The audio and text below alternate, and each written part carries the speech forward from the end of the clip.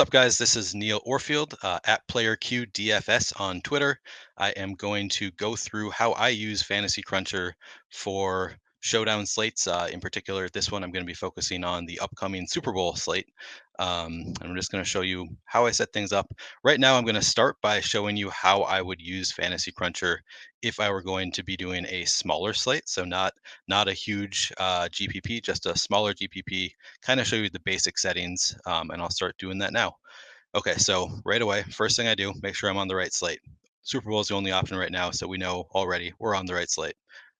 Go into advanced options, and okay, I'm in the groups setting right away. I start usually in the general setting. For Showdown, I keep unique players per lineup at 1.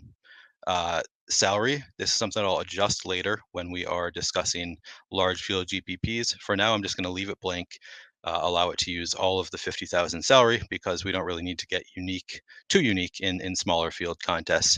I've changed offensive players versus defense to max of 2 players.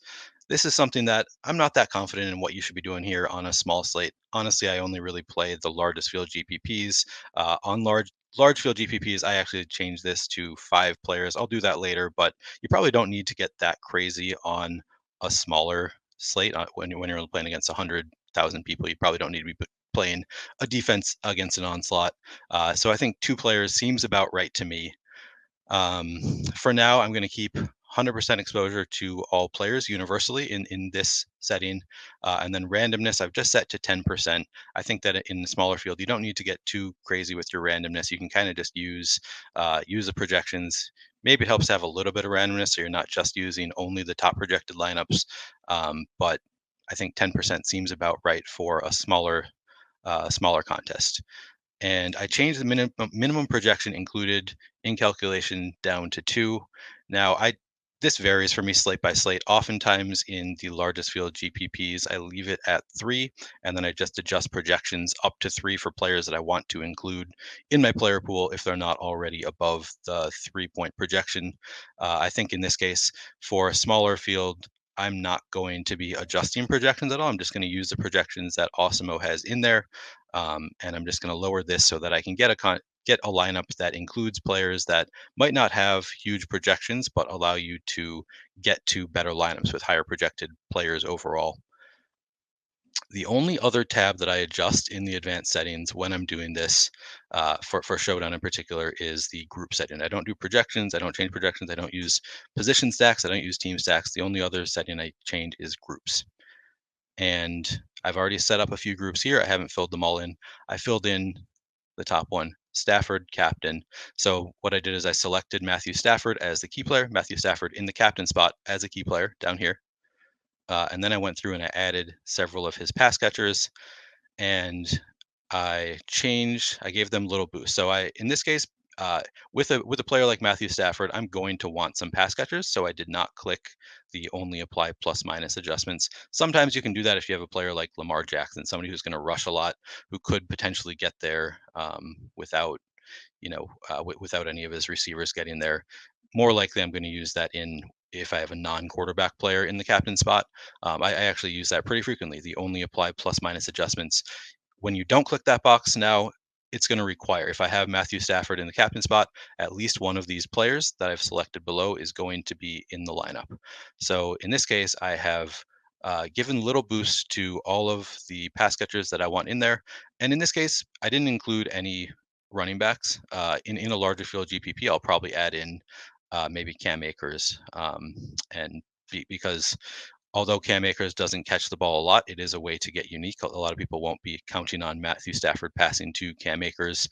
So it's just a way to get unique in a large field GPP. But in a smaller field, I don't think you really need to include that. You can only include the pass catchers. I think it makes more sense to include the pass catchers. You might even want to change this to 2. I think probably in a smaller field, that is the right call. You're going to want at least 2 pass catchers if you have Matthew Stafford at captain. And you'll see here that I've given bigger boosts to players with lower projections. My thought process is Cooper Kupp. I mean, for one thing, he has such a huge projection here that you don't really need to give him any boosts. He's going to get into your lineup most of the time anyway. But also, if Cooper Kupp has a really big game, he's probably going to outscore Matthew Stafford. So that's part of the reason I don't give as big of a boost to players who project better, is that generally you want Matthew Stafford to be getting there through his other receivers. You want these guys to get boosts, so they're more likely to be Odell Beckham Jr., Van Jefferson. The guys who don't project as well are the guys who are going to get Matthew Stafford to be the top captain option, whereas Cooper Kupp, he's probably going to have a big game, but if he has too big of a game, then he's going to be the best captain. So I don't want to give him that boost and get him into all of my Matthew Stafford lineups because frankly, if he has a huge game, it means that he's likely going to be outscoring Matthew Stafford because he gets more points for every reception he gets. He gets more points for yards. He gets more points per touchdown. So if he's having a big game, that means he's likely outscoring Matthew Stafford. I still obviously want him in most of my Matthew Stafford uh, captain lineups, which is why I'm including him in this player group. But I'm just not giving him the boost because I think that the more likely scenario for Matthew Stafford being the best captain is if one of these other guys carries him there. So that is my thought process there. Burrow, I haven't set up yet, so I'll show you exactly what I do down here. So I go down to captain spot, find Joe Burrow captain, make him my key player. And you can have more than one key player. I'm not going to for this particular setup because I am just making a group specifically for Burrow captain. And then I just go through, and all I'm doing here is I'm going to look through. I'm looking for the Cincinnati logo and a projection next to it. I'm not giving it a lot of thought right now who I'm including. I'm just including all of them. Who actually gets in my player pool, I'll determine later. So I'm just going to click, and I'm not adding these guys as key players. I'm adding them as players in the group. So I'm going to add Tyler Boyd, Trent Taylor. Probably not going to make it in. All right, skip, skip, skip. Mike Thomas has projection. T. Higgins, Jamar Chase, CJ Uzoma, Drew Sample. And then we get down to running backs. In this case, I think you could include the running backs. They catch a little bit more. Samaje Perine, Joe Mixon. I'm torn there.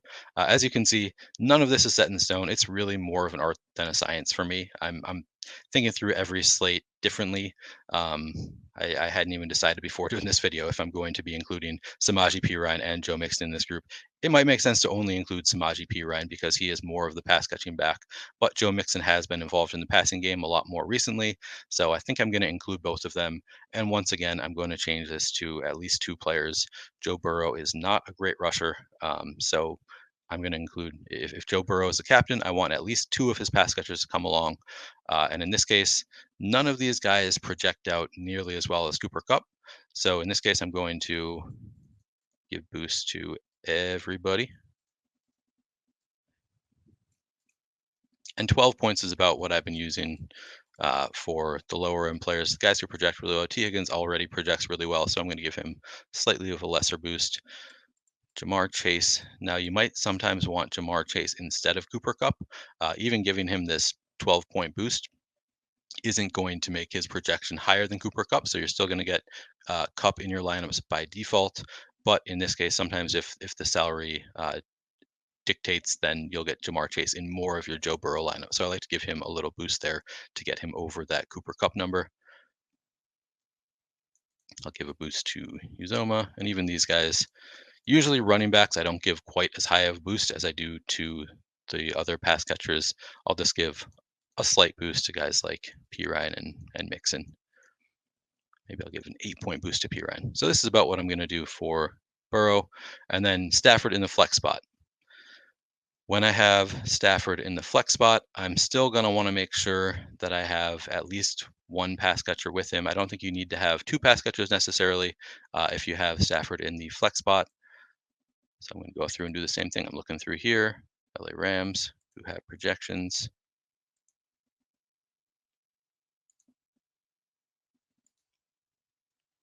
And again, you could add these running backs. I'm not going to right now. And then in this case, when you're adding him as a flex, you also need to add in the captain Rams who catch passes.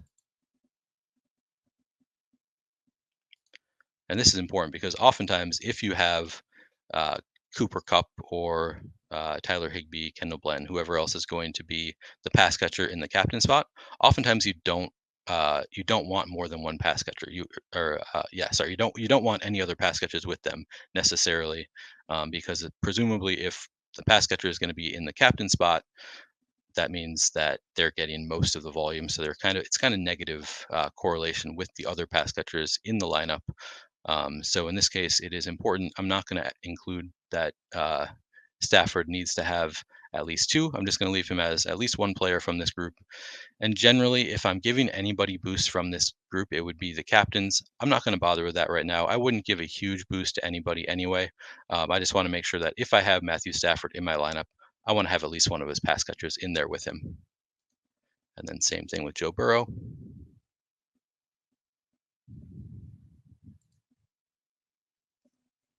Just going through, adding in all of the Bengals pass catchers. So that if I have Joe Burrow in my lineup, I think I'm going to include Samaje Perine. I think I'm going to include Joe Mixon too. He's been catching enough passes that these guys could get Burrow into the optimal.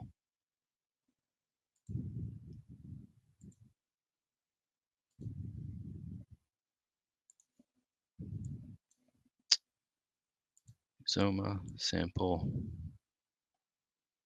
Perine. All right, I think we are good. We are not only applying the plus minus adjustments. So anytime you have Joe Burrow in your lineup, you're going to have at least one of these players. And I think that's good enough. Sometimes I add another group here for running backs, defenses, and kickers, where if I have a running back, defense, or kicker in the captain spot, I give boost to other running backs, defenses, and kickers. I don't really know that that is something you need to do.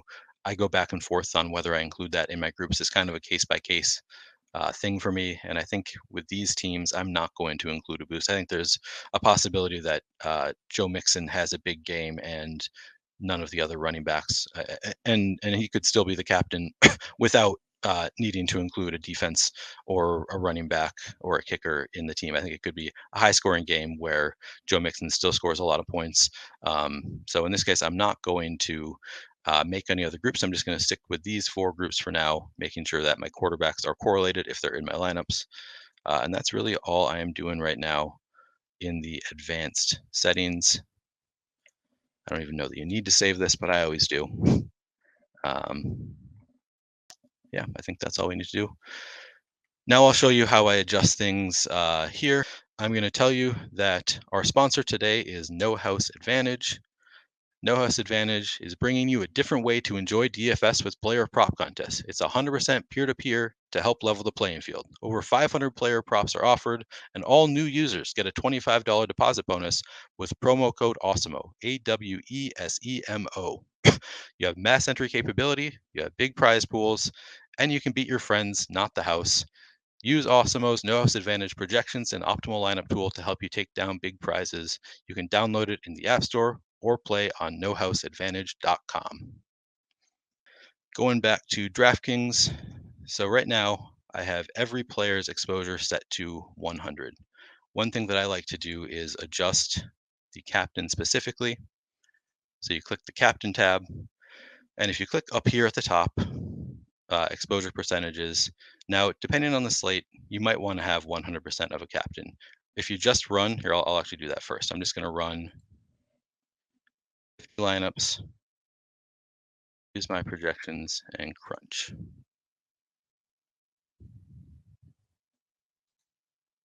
All right, so I only got to 46% Cooper Cup. I thought there was a chance that I would get to something like 100% Cooper Cup. 46% isn't too outlandish. Cooper Cup is just such a beast. You might not hate that. But one thing you can do, say you're doing a 20 max contest, you might not want to have all Cooper Cup. You can click up here, change the exposures for captains only. You click the pencil to edit this number, and say you want 20% of each captain. I'm going to run it again. Now I've set a cap at 20% of any captain. This way you can kind of spread out your captain ownership, which in DraftKings in particular, just because of the way things are scored, where you get 1.5 bonus, but it's also 1.5 times the salary in the captain spot. I like to spread out my captain ownership a bit. So say I'm running, actually, I'm just going to do, I said we're doing a 20 max, then I ran 50. Let's run a 20, see what we get. All right, so we've got Cooper Cup in every single lineup. That makes sense. Cooper Cup just projects phenomenally. He is in the captain spot 21% of the time. He's in the flex spot 80% of the time. I'm fine with that. We've got T. Higgins 20% in the captain spot, 75%. So he's in almost every lineup. It looks like Cup is the only one who's going to be in every lineup. And frankly, if you're not in a huge field contest, that probably makes sense. Cooper Cup just projects so much better than everybody else on this slate. Now I've got 20 lineups that could be used in a 20-man field. They're all pretty unique. We've got Cup lineups. We've got Joe Burrow lineups where he's using 3 receivers in this case. Stafford captain lineups where he's including 2 pass catchers. He's also got his running back full onslaught here. A lot of unique lineups, and all of them project pretty well. You can see I did the 10% randomness. So if I didn't do that, you would see the top projected lineup at the top. If you don't use any randomness, it's just going to spit out the best lineups at the beginning. You might want to do that. There's nothing wrong with doing that. For me, in large field contests, I prefer to use a little randomness, make sure I'm not just duplicating everybody else's lineups. And I think that still makes some sense in smaller field contests. You still don't, you still want to avoid dupes. So here we've got 20 lineups. They all project pretty well.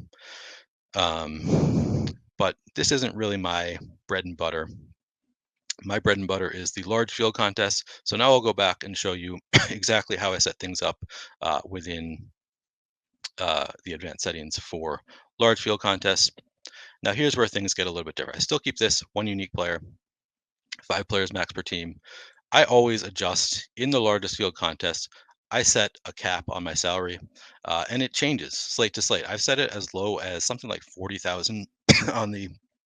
That was on a slate where I think it's week 18. We didn't know who was going to be playing in the Cowboys game, so I got a little bit weird. Allowed for pretty low salary.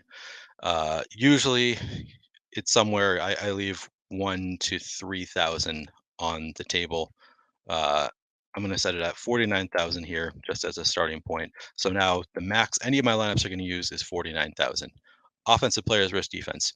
In the largest field GPPs, I set this as 5 players. I'm totally fine with the major onslaught where it's 5 players from one team and the defense from the other team. Sometimes a team just doesn't put up many points offensively, and their defense is their best player. The defense has a few sacks, an interception, hopefully a pick six, and that's all it takes to be the highest scoring player from a team and the only player you want from a team. So I set that at 5. The way I do this, and I don't think that you necessarily need to do this, but I like to spit out 500 lineups and then whittle it down to the top 150 projected. Sometimes I like to look through the lineups actually specifically and adjust. Most of the time, I'm really just adjusting projections and taking the top 149 that get spit out. I also change this to 30%. Notably, this is using normal distribution randomness, which means that it is a bell curve. You might want a lower randomness percentage if you are using classic randomness. You might want to use 10 to 20%. But I use 30%, which gives me a little bit of randomness, but it's also not so much that that it prohibits me from getting the players that I want into my player pool and making lineups that I want to make. And then in groups, um, typically, in a large field GPP, I'm going to keep this at 1 player. It would need to be a little bit weird for Matthew Stafford to be the optimal captain and only have 1 pass catcher. But you kind of need to get weird to win a lot of money in the largest field GPPs in Showdown. There are scenarios. Matthew Stafford might score a rushing touchdown. He might throw to an offensive lineman who's not in the player pool. It's rare. It happens. I don't know that I've seen it from Stafford this year, but that's kind of the thought process. It is possible for Stafford to do it, even if it's unlikely. I just know that it's going to be a less duplicated lineup if Matthew Stafford gets there with only 1 pass catcher. I don't think it's really likely that he gets there with 0, which is why I am still going to require that he has at least 1 pass catcher in there, but I'm not going to require 2, despite the fact that that's probably more likely the way he gets there, just to avoid duplications. I don't think you're necessarily wrong if you do leave this at 2, because that is definitely the more likely scenario. And particularly with the Rams, I don't see Stafford getting there very often without at least 2 pass catchers getting there. So, um, and I think in a large field GPP, even though players like Cam Akers, Sony Michelle, have not really been doing it lately. Uh, I'm going to add them to the list here so that Stafford could get there just by throwing it to his running back, rushing, etc. I know it's unlikely, but it is a great way to avoid dupes. I'm not going to give these guys any kind of boosts because they just don't catch enough passes, but I'm going to include them as players who can be here. And here, especially, I think it actually might make sense to add two players to require at least two, with one of them being a running back. You're still going to be pretty unique if you just have Stafford with one pass catcher, one running back. Um, I'm going to leave it at one for now, but I don't think you would be wrong to change this to two. And then Burrow, we've already included the running backs. I don't think we need to adjust anything else. I'm again going to change this to one to get a little bit more unique. And here, I think I'm going to keep it exactly as is. Um, yeah, I think you're still going to want at least one pass catcher if you have Stafford or Burrow in the flex. So I'm just going to leave these exactly as they are, and then I think I'm satisfied with that. So what I usually do, I run 500 lineups. So I'm making 150 now, largest field GPP. I'm gonna run.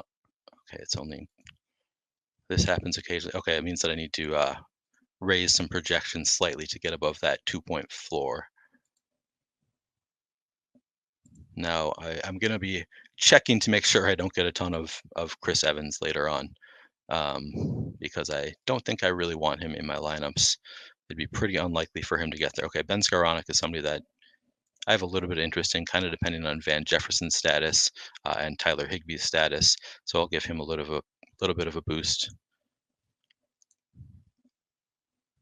Let's see if this is enough. Oh, I'm gonna give boost to the tight ends. Everybody knows tight ends on Showdown are sure things to put up a lot of points. So I'll give those guys some boosts. Kickers, defenses. All right, they're already projecting. All right, so typically, my first run, I'm just using the Awesemo projections to see kind of how things look when I'm just using the Awesemo projections.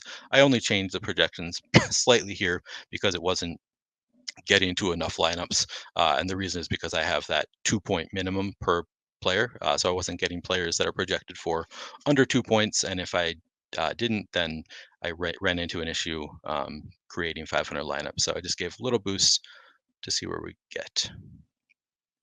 All right, so I'm at 500 lineups now have been created. Now I'm going to sort by my projected, uncheck all of them, go down around 150. So now I'm just deleting all of the lowest projected lineups. This is always a fun game trying to find that 150 mark. I should be counting right now. Usually I'd be counting right now. All right. So in my 150 set, this is what I'm looking at. I'm getting a lot of Rams defense, not very much from the Bengals D. A lot of Matt Gay, a little bit of Evan McPherson. Not getting to any of these low projected tight ends. This is something you'll want to be monitoring. We don't really know Tyler Higbee's status. He might be out. If he is out, Kendall Blanton will get really interesting. You could just do a player swap. They're about the same salary. But something to monitor as we get closer to the games. All right, so I I gave Ben Skowronek a little bit too much of a boost. Apparently, we got 32.7%. I don't think we're going to want that. I'm just going to lower this down to 2.6 for now.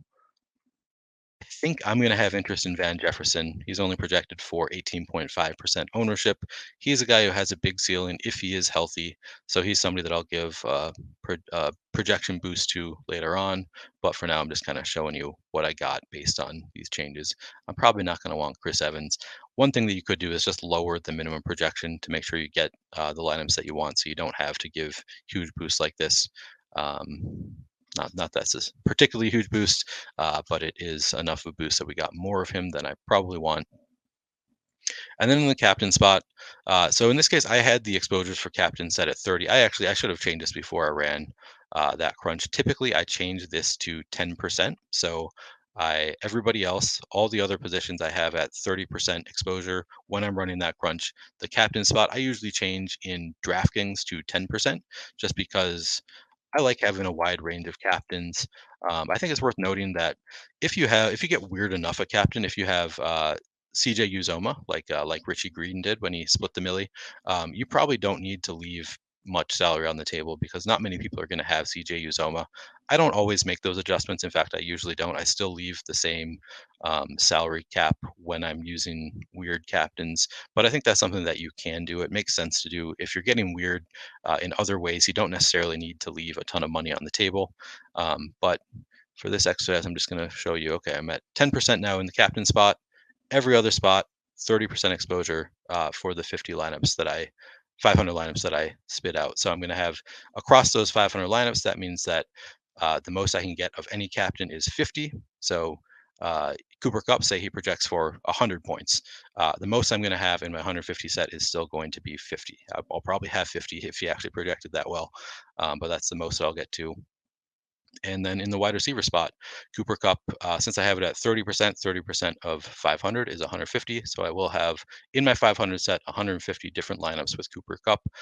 Some of them are going to project differently than others based on these settings. But typically now what I do is I will go through so I can see exactly the percentages I have of each player. And first I look at the captain percentages, and sometimes I'll look over at the boom bust tool and I'll see, oh, this player, uh, is only projected for 4% captain ownership, but he is optimal in the captain spot 8% of the time. And sometimes I'll run a crunch and I'll see that I'm still not getting that player in the captain spot based on the projections that we have for him here.